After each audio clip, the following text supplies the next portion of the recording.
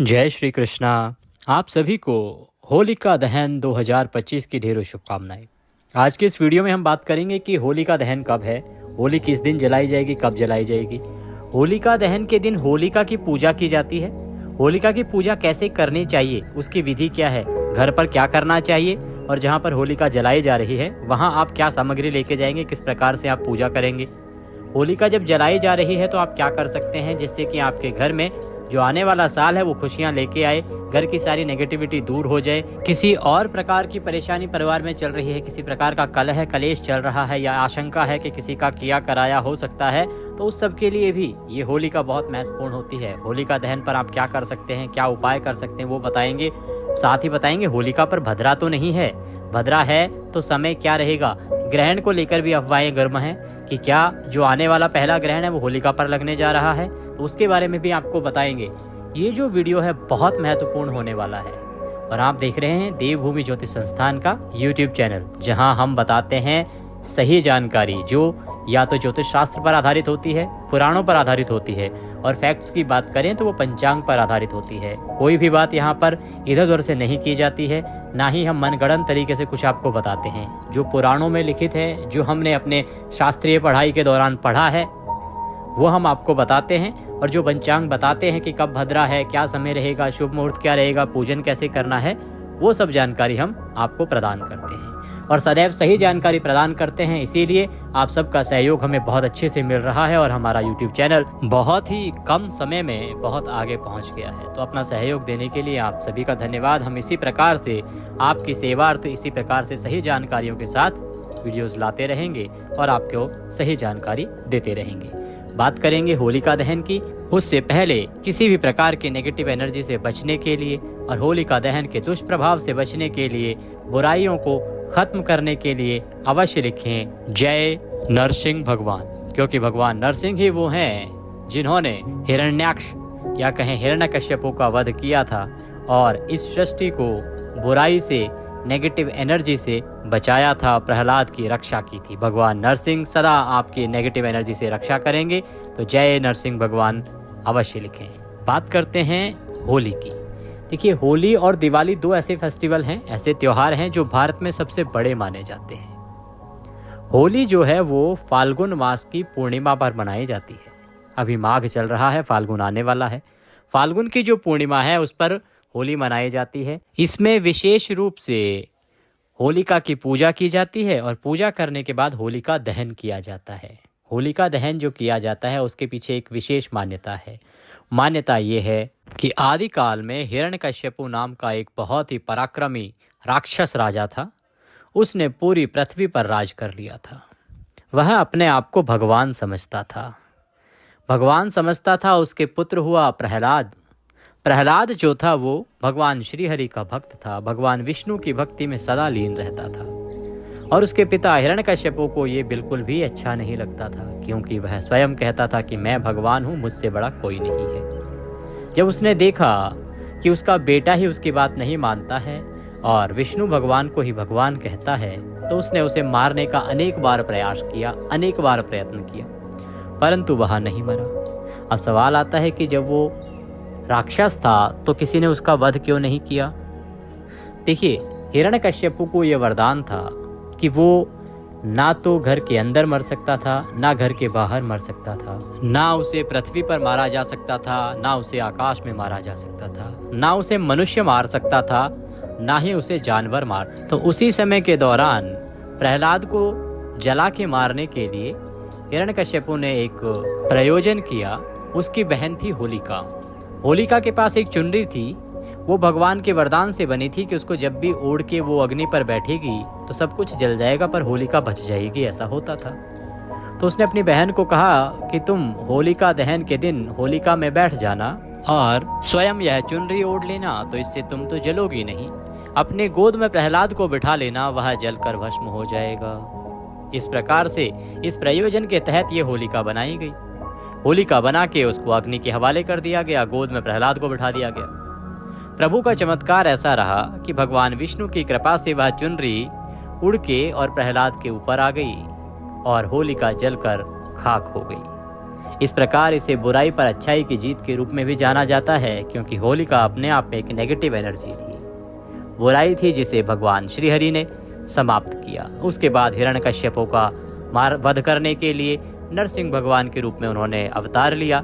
इसकी कथा हम अवश्य ही आपके लिए लेके आएंगे, जो होलिका पर सुनी जाती है। तो इसीलिए होलिका मनाई जाती है और होलिका दहन मनाया जाता है। होलिका दहन की विशेष रूप से पूजा की जाती है। ये पूजा भारतवर्ष के सभी प्रांतों में की जाती है। मुख्य रूप से उत्तर भारत में यह बहुत अधिक प्रचलित है। बहुत से लोग ऐसे हैं, अगर हम पंजाब की बात करें तो वहां पर होलिका की पूजा तो नहीं होती है, पर होलिका दहन होता है। परंतु इसकी पूजा बहुत से प्रांतों में की जाती है। वो पूजा विधि क्या होती है उसके बारे में बात करते हैं कि आपको होलिका दहन के दिन होलिका की पूजा किस प्रकार से करनी चाहिए, क्या साथ लेके जाना चाहिए, क्या साथ नहीं लेके जाना चाहिए, क्या रहती है पूजा विधि। फिर बताएंगे भद्रा के बारे में और उसके बाद बताएंगे ग्रहण के बारे में। तो होलिका दहन के दिन आपको सुबह सूर्योदय से पहले उठना चाहिए। उठने के बाद गंगाजल युक्त जल से स्नान करना चाहिए। गंगाजल युक्त जल को देखो डालने का एक विधान बताते हैं आपको। अभी तक लोग क्या करते हैं कि बाल्टी भर लेते हैं पानी की, उसमें ऊपर से थोड़ा सा गंगाजल डाल देते हैं, सोचते हैं ये गंगाजल हो गया। नहीं, ऐसा नहीं होना चाहिए। बाल्टी में पहले गंगाजल डालिए, खाली बाल्टी लीजिए, उसमें चाहे थोड़ा सा ही गंगाजल डालिए, पहले गंगाजल जाएगा, उसके बाद उसमें आप पानी भरिएगा। ये विधि है गंगाजल युक्त या गंगाजल बना के जल से स्नान करने की। तो जल से स्नान कीजिए। स्नान के बाद स्वच्छ वस्त्र धारण करिए। अब आपको पूजा की थाली सजानी चाहिए, जिसमें आप सामग्री लेके जाएंगे। होलिका की जो पूजा है उसका एक अलग समय होता है जो हम आपको बताते हैं। तो उस समय पर आप थाली सजाइए और वह लेके आप पूजा के लिए जाएंगे। मुख्य रूप से उस थाली में क्या रहेगा, देखिए बिलुकड़ी बनाई जाती है। बिलुकड़ी कहते हैं उसको सभी जगह पे, कुछ एक दो शब्द ऊपर नीचे भी हो सकते हैं। गोबर की बनाई जाती हैं, गोबर की बिलुकड़ी बनाई जाती हैं। आजकल तो सब अमेज़न आदि पर मिल जाती हैं, ऑनलाइन भी मिल जाती है, फ्लिपकार्ट आदि पर भी आप ऑनलाइन मंगवा सकते हैं। हम आपको नीचे टैग भी कर देंगे, आप वहाँ से ऑर्डर कर लीजिएगा। तो बिलुकड़ी आपको मंगवानी चाहिए। बिलुकड़ी लीजिए, क्योंकि शहरों में ये सब नहीं बनती हैं, गोबर की बनती हैं। वो अलग अलग उसमें कटार बनती है, गोला बनता है, चक्री बनती है, ये सब इस प्रकार एक प्रकार के हथियार बनते हैं और उनकी पूरी माला पिरोई जाती है। वह एक माला ले जाई जाती है। साथ में थोड़ी सी हल्दी रख लीजिए, थोड़े से चावल रख लीजिए, गुजिया रख लीजिएगा मीठे में भोग लगाने के लिए, थोड़े से फल रख लीजिएगा, फूल रख लीजिएगा, एक लोटे में जल रख लीजिएगा, थोड़े से मूंग और थोड़े से बताशे रख लीजिएगा, गुलाल रख लीजिएगा और नारियल रख लीजिएगा। ये सारी सामग्री एक थाली में रख लीजिए। और लपेटने के लिए आवश्यकता होती है कच्चे सूत की, तो वह कच्चा सूत भी आपको अवश्य ही रख लेना चाहिए। साबुत हल्दी की गांठ भी इसमें होलिका में डाली जाती है, तो वह भी आप पूजा की थाली में रख लीजिएगा। ये सारी सामग्री आप एकत्र कर लीजिएगा। अच्छा, कुछ स्थानों पर ना 5 प्रकार के अनाज ले जाने की भी प्रथा है, तो अगर आपके यहाँ पे हो तो आप 5 प्रकार के अनाज भी आप साथ में रख लीजिएगा। ये सारी थाली सजा के आप जो समय बताया जा रहा है उपयुक्त, जिसमें कि भद्रा नहीं रहेगी, उस समय में आप पूजा के लिए जाइएगा। पूजा के लिए जब आप जाएंगे तो सबसे पहले जल से शुद्धिकरण कीजिएगा, जल के छींटे दीजिएगा। उसके बाद रौली अर्पित कीजिएगा, रौली से तिलक कीजिएगा। कुछ स्थानों पर हल्दी से भी तिलक किया जाता है, तो आपके यहाँ अगर हल्दी से होता हो तो हल्दी से कीजिएगा, रौली से होता हो तो रौली से कीजिएगा। दोनों ही उत्तम है, दोनों में कोई दोष नहीं है।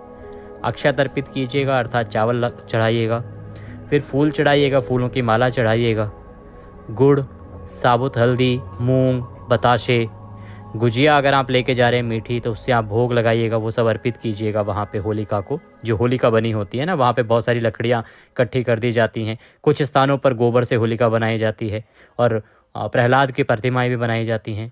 होलिका की प्रतिमा गोबर से बनाई जाती है, प्रहलाद की प्रतिमा भी गोबर से बनाई जाती है। उन सब की एक बेल बना के भी वो ले जाई जाती है। और जो बिलुकड़ी की आपने पूरी एक माला बनाई है, उसको भी आप हल्दी से पूज दीजिएगा और पूजने के बाद वह उस होलिका को अर्पित कर दीजिएगा। जो लकड़ियों की हम होलिका बनाते हैं दहन के लिए, उसको वह अर्पित कर दीजिएगा। ये करने के बाद आपने जल उसके चारों तरफ, होलिका के चारों तरफ आपको जल अर्पित करना है। और जो आपने कच्चा सूत लिया है ना, उस कच्चा सूत को परिक्रमा करते हुए 5 बार उसके चारों तरफ लपेटना है होलिका के। उसके बाद होलिका से प्रार्थना करनी है कि आपके घर में सभी खुश रहें, खुशहाल रहें, बुराइयों से सदा रक्षा हो और सारी बुराइयां आज होलिका के साथ जल के खत्म हो जाएं, आपकी सारी परेशानियां होलिका के साथ जल के भस्म हो जाए। इस प्रकार से प्रार्थना करते हुए नरसिंह भगवान को याद कीजिएगा, नरसिंह भगवान को स्मरण करते हुए उन्हें प्रणाम कीजिएगा, प्रहलाद को प्रणाम कीजिएगा और इस प्रकार आप होलिका का वहां पर पूजन करेंगे। ये होती है होलिका पूजन विधि। कुछ स्थानों पर नरसिंह भगवान का अलग से पूजन किया जाता है, तो आपके यहाँ अगर नरसिंह भगवान का अलग से पूजन होता है तो इसके लिए आप नरसिंह भगवान की कोई प्रतिमा या तस्वीर लीजिएगा, उसको स्थापित कीजिएगा। जहाँ स्थापित करना होना वहाँ पे पहले गंगा जल युक्त जल से छींटे दीजिए, फिर थोड़े से खुले फूल आसन के रूप में वहाँ पे बिखरा दीजिए।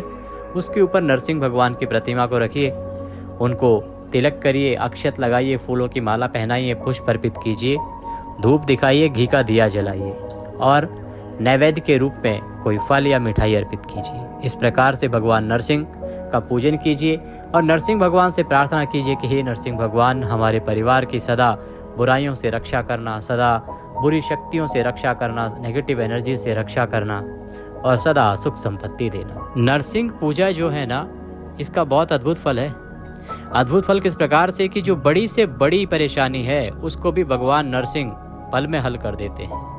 इसीलिए बहुत अधिक प्रचलित नहीं है, लेकिन जो लोग जानते हैं उन्हें पता है कि नरसिंह मंत्र जो है उसकी कोई काट नहीं है। बहुत शक्तिशाली मंत्र है नरसिंह मंत्र और उसका जाप भी हर कोई नहीं कर सकता। यदि आप नरसिंह मंत्र का जाप कर पाते हैं तो वह बहुत उत्तम है। आप करना चाहते हैं तो कमेंट बॉक्स में लिख के पूछ लीजिएगा, हम आपको अवश्य ही गुप्त रूप से वह मंत्र बताएंगे, क्योंकि नरसिंह मंत्र इस प्रकार से सार्वजनिक रूप से बताने की चीज नहीं है। नरसिंह मंत्र वह मंत्र है जो मृत्यु की सैया पर लेटे हुए व्यक्ति में भी प्राण फूंक सकता है। नरसिंह मंत्र इतना शक्तिशाली मंत्र है कि आप बड़ी से बड़ी विपत्ति में है और यदि आपने सच्चे नियम के साथ नरसिंह मंत्र के जाप किए तो वह विपत्ति आपकी अवश्य ही समाप्त हो जाती है। तो इस प्रकार से होलिका का आप पूजन करेंगे, नरसिंह भगवान का आप पूजन करेंगे। अब बात आती है कि जी भद्रा है या नहीं है, किस समय आप पूजन कर सकते हैं, किस समय आप पूजन नहीं कर सकते हैं, होलिका के उपाय क्या रहेंगे, इसके बारे में चर्चा कर लेते हैं। तो होलिका जो है ना, ये आपकी बड़ी से बड़ी मुसीबत के लिए भी बहुत सहायक सिद्ध होती है। आपके जीवन में बहुत से अच्छे कार्य हैं जो होलिका के दिन से आरंभ किए जा सकते हैं। बहुत से ऐसे उपाय हैं जो होलिका के दिन से किए जा सकते हैं। कुछ उपाय बताते हैं। सबसे पहले धन में वृद्धि के लिए एक उपाय बताते हैं कि यदि आप आर्थिक तंगी से गुजर रहे हैं, परेशान हैं आर्थिक तंगी से, तो आपको क्या करना चाहिए। जो लोग आर्थिक तंगी से परेशान हैं, जिनके पास धन संपत्ति नहीं आ रही है, उनको होलिका दहन की अग्नि की जो बची हुई राख है उसको सुबह जाकर, या तो रात्रि को दहन के बाद ही ले आइए, अन्यथा सुबह सूर्योदय से पहले जाकर राख को लाकर लाल कपड़े में बांध लें और फिर उसको धन रखने के स्थान जैसे अलमारी या जो भी आपकी तिजोरी है ना, वहां पर रख लें। ऐसा करने से धन में वृद्धि के योग बनेंगे, साथ ही धन आगमन के लिए भी मार्ग खुलेंगे। अगर किसी की मनोकामना पूरी नहीं हो रही है तो मनोकामना पूर्ति के लिए भी होलिका का यह समय बहुत उत्तम है। एक अचूक उपाय बताते हैं। अब तक जितने भी लोगों ने किया है लगभग सभी को उसमें लाभ हुआ है।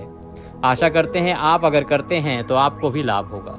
करना क्या है इसमें कि होलिका दहन के समय 7 पान के पत्ते ले लें। इसके बाद होलिका दहन की 7 बार परिक्रमा करें। हर परिक्रमा करते समय एक पत्ता होलिका दहन की अग्नि में डाल दें। जब होलिका को जलाया जा रहा है 7 पत्ते लीजिए अपने हाथ में, परिक्रमा करनी है 7 बार। एक परिक्रमा करने पे एक पत्ता होलिका की अग्नि में डाल दें। इस प्रकार से 7 परिक्रमा करके 7 पत्ते होलिका दहन में डाले जाएंगे। ऐसा करने से आपकी सभी मनोकामनाएं पूरी हो सकती हैं, साथ ही जीवन में संपन्नता बनी रहेगी। आपकी जो भी इच्छा है, जब आप 7 पत्ते लेके हाथ जोड़ के खड़े होंगे तो प्रार्थना कीजिएगा नरसिंह भगवान से, होलिका से, कि आपकी जो परेशानी है या जो कामना है उसको वो पूरा करें। 7 परिक्रमा करनी है, आपको विधि हमने बताई है। 7 पत्ते आपको पान के अर्पित करने हैं। पान के पत्तों में डंडी नहीं तोड़नी है। ये जो 7 पान के पत्ते हैं इनकी डंडी नहीं तोड़ी जाती है। बताते हैं कि कारोबार में वृद्धि के लिए आप क्या करें। देखिए, यदि आपका कारोबार नहीं चल रहा है, किसी भी प्रकार की परेशानी है आपके कारोबार से संबंधित, तो ये उपाय आप करिएगा, आपको अवश्य लाभ मिलेगा। कारोबार में तरक्की ना हो रही हो तो 21 गोमती चक्र लें। गोमती चक्र आते हैं ना, तो 21 गोमती चक्र आपको लेना है। 21 गोमती चक्र लेकर होली के दहन के दिन रात्रि में शिवलिंग पर चढ़ाने हैं। जिस दिन होली का दहन किया जाना है उस दिन रात्रि को शिवलिंग में 10 बजे के बाद चढ़ाना है ये आपको। ऐसा करने से व्यापार और नौकरी में तरक्की मिलेगी, साथ ही व्यापार में अच्छा धन लाभ भी होगा। अब एक और अंतिम उपाय बताते हैं जो आपको होलिका की अग्नि में करना चाहिए। बहुत सरल उपाय है, आपके लिए लाभमंद रहेगा। धन कमाने के लिए धन की सेविंग नहीं रही हो रही है, लक्ष्मी घर में रुक नहीं रही है, तो आपको क्या करना है कि होलिका की अग्नि में एक नारियल लेके जाइएगा, सूखा नारियल, वह अर्पित कीजिएगा। माँ लक्ष्मी की प्रार्थना कीजिएगा, माँ लक्ष्मी से प्रार्थना कीजिएगा कि हे माँ लक्ष्मी, ये नारियल हम आपको अर्पित करते हैं और इसे स्वीकार करें, हमारे घर में धन संपत्ति का सदा वास रहे, ऐसा आशीर्वाद प्रदान करें। इस प्रकार से वह नारियल होलिका की अग्नि में आप अर्पित कर दीजिएगा। आपकी धन संबंधित जो तंगी है वो दूर हो जाएगी। धन नहीं रुक रहा है तो वो रुकने लगेगा। साथ ही जलती हुई होली में नारियल के साथ पान और सुपारी भी चढ़ा दीजिएगा, ये बहुत उत्तम रहेगा।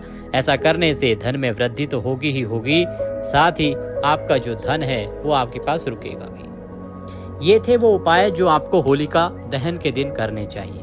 अब बात करते हैं कि होलिका दहन है किस दिन और पूजा के लिए क्या समय रहेगा, होलिका दहन का समय क्या रहेगा, भद्रा रहेगी या नहीं रहेगी, ग्रहण रहेगा या नहीं रहेगा। होलिका दहन के दिन अगर बात करें तो होलिका दहन किस दिन है। देखिए, होलिका दहन जो है ना वो फाल्गुन मास की पूर्णिमा के दिन मनाया जाता है और फाल्गुन मास की पूर्णिमा तिथि जो है वो आरंभ हो रही है 13 मार्च को सुबह 10:35 पर। 13 मार्च 2025 को सुबह 10:35 पर पूर्णिमा आरंभ होगी। इसका समापन होगा अगले दिन 14 मार्च को दोपहर को 12:23 पर। अब क्योंकि पूर्णिमा तो सूर्य के मुख से 13 मार्च को नहीं है, इसीलिए पूर्णिमा की अगर पूजा आप करते हैं तो वो 13 मार्च को नहीं करेंगे, वो 14 मार्च को करेंगे, क्योंकि 14 को सूर्य के मुख से पूर्णिमा है। सत्यनारायण भगवान का अगर आप व्रत करते हैं तो वो 14 को करेंगे। परंतु जो होलिका दहन है वो रात्रि को किया जाता है, सायंकाल को पूजा होती है और 14 मार्च को पूर्णिमा नहीं रहेगी रात्रि के समय। तो ऐसे में जो होलिका दहन होगा ना वो 13 की रात्रि को होगा। 13 मार्च 2025 की रात्रि को होलिका दहन होगा। पूर्णिमा का जो आप सत्यनारायण भगवान का व्रत करते हैं वह व्रत और पूजन आप 14 मार्च को करेंगे, क्योंकि सूर्य के मुख से पूर्णिमा 14 मार्च को है। 13 मार्च को तो वो 10:30 बजे के बाद आएगी। अब इसमें एक और जो भ्रम है वो ये है भद्रा को लेके, और जो भद्रा है वो सदा ही होलिका पर मान्य होती है। बाकी किसी और तिथि पर हम भद्रा को माने ना माने, परंतु होलिका और रक्षाबंधन ये दो ऐसे त्योहार हैं जिन पर भद्रा लागू होती है। भद्रा यदि स्वर्ग की है तो कोई बात नहीं, भद्रा यदि पाताल की है तो कोई बात नहीं, परंतु भद्रा यदि मृत्यु लोक अर्थात पृथ्वी लोक पर उसका वास है पृथ्वी पर, तो भद्रा मान्य होती है, क्योंकि ये सर्वविनाशकारी भद्रा होती है। अब इस दिन जो भद्रा है उसका क्या योग बन रहा है। देखिए, इस दिन जो भद्रा है वो पूर्णिमा के आरंभ होने के साथ ही आरंभ हो जाएगी और रात्रि को 11:30 बजे तक 11:25 तक भद्रा रहेगी। तो ऐसे में जो दहन है वो भद्रा में नहीं किया जा सकता। दहन आप भद्रा में नहीं कर सकते, इसीलिए आप होलिका का दहन करेंगे 11:30 बजे के बाद। समय रहेगा 11:26 से और अगले दिन जब 12 बजे के बाद 14 मार्च लग जाएगा तो 12:29 तक। ये होलिका दहन के लिए उत्तम समय है, शुभ समय है, इसमें आप होलिका दहन कीजिएगा। ये थी जानकारी कि भद्रा है या नहीं है, दहन कब होगा। अब बात करते हैं ग्रहण को लेके कि ग्रहण के बारे में क्या सूचना है। तो आपको बताएं कि होलिका दहन जो है ना वो पूर्णिमा पर है, पूर्णिमा पर लगता है चंद्र ग्रहण। ये सही है कि चंद्र ग्रहण है उस दिन, पंचांग में भी ग्रहण लगाया गया है और जो हमारे खगोलविद हैं वो भी बता रहे हैं कि पहला ग्रहण 2025 का जो है वो फाल्गुन पूर्णिमा को ही लगने जा रहा है। उसका कितना प्रभाव यहाँ पर रहेगा, किस प्रकार से आपको उसके प्रभाव से बचना चाहिए, यदि उसका वर्णन हम यही करते हैं ना तो ये वीडियो बहुत लंबा हो जाएगा। ऑलरेडी 20 मिनट का हो गया है, तो इसके लिए हम एक अलग से वीडियो बनाएंगे जो मुख्य रूप से आधारित होगा भद्रा और ग्रहण पर, कि होलिका के दिन भद्रा और ग्रहण से बच के आपको पूजा कैसे करनी है, कब करनी है, क्या इसके उपाय हैं। ये सारी जानकारी आपको उस वीडियो के माध्यम से हम प्रदान करेंगे। चैनल के साथ जुड़े रहिए और सही जानकारियां प्राप्त करते रहिए। अपनी मनोकामना पूर्ति के लिए अवश्य लिखें जय नरसिंह भगवान या जय माँ लक्ष्मी। ये थी जानकारी। होलिका दहन से संबंधित कि होलिका दहन कब होगा, कैसे होगा, भद्रा है या नहीं है, उपाय क्या कर सकते हैं। कुछ और जानना चाहते हैं जो हमसे छूट गया हो तो कमेंट बॉक्स में लिख के पूछ लीजिएगा, हम अवश्य आपको बताएंगे। वीडियो अच्छा लगे तो उसे लाइक अवश्य कीजिएगा। भगवान सब पर कृपा करें। जय श्री कृष्ण।